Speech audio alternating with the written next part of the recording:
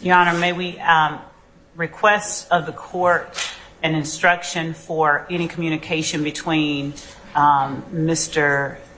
Defendant Williams' counsel and Ms. Bennett, since they have opted into reciprocal discovery? Well, I think both of you still, I mean, even though and also since the rule's been invoked, you all both have the ability to talk to her consistent with that. And I believe that admonition. Mr. Steele refused to answer whether there were any recordings or any communication. He said that he would only do it with you ex parte in chambers.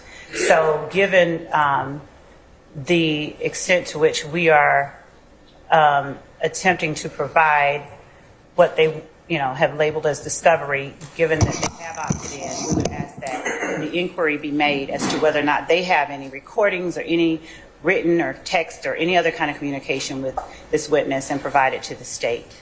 All right, Mr. Steele, come on up. Let me talk to you. I'm coming up, but before I get it, can I just put something on the phone? In response, if you don't mind. As the court has already ruled, as the statute is clear, what Ms. Love is doing is trying to get into attorney-client work product, attorney-client privileged information. I'm not saying whether there is anything, but what I'm telling you is it's only when, and I've said it before, and you know it, when you call that witness in your case in chief. So Ms. Love continuously asks me for things that I've done on this case, who have I interviewed. I'm not answering her questions. It would be a bar violation. Your Honor, if I may respond, I don't know why it is that Mr. Steele posits such things to the court that it would be attorney-client privilege if he... Before we get into all that, I think that, and I already, Ms. Love, it isn't his case in chief yet. So if he decides to do that, then he has a duty and obligation under Title 17 to turn that over. But I think at this point in time, it's a little premature. Well, Your Honor, the reason that I'm saying that is that the witness is on the stand. This whole process is a search for the truth.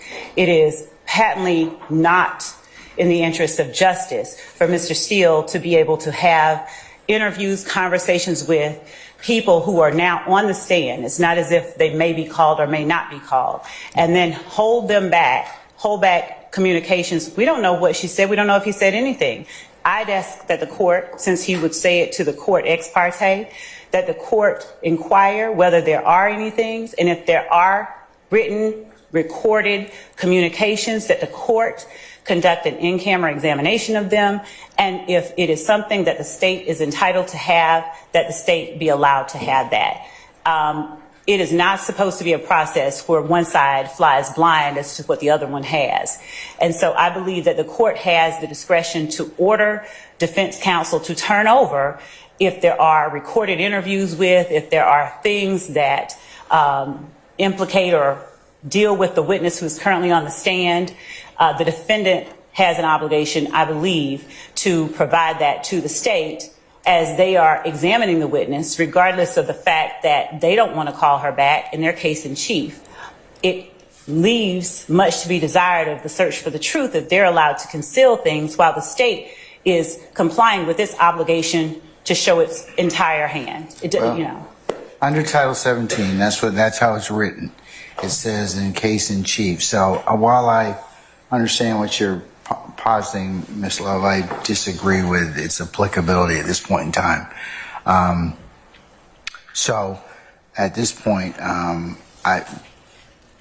upon further reflection, I don't really need to inquire about it as of yet, but I will should the need arise. But at this point, since the defense in no way is obligated to present anything, I'll wait till such time as it becomes right for my consideration. Yes, Your Honor. Over your objection, Ms. Love. Thank you. Okay? Yes, Your Honor. All right. Have we sent all of the... No, I'm getting them from everybody. So I'm trying to organize them. So they will have them before Mr. Adams cross-examination. I'd like him to be, just keep, continue to work on it, because I'd like that to occur before.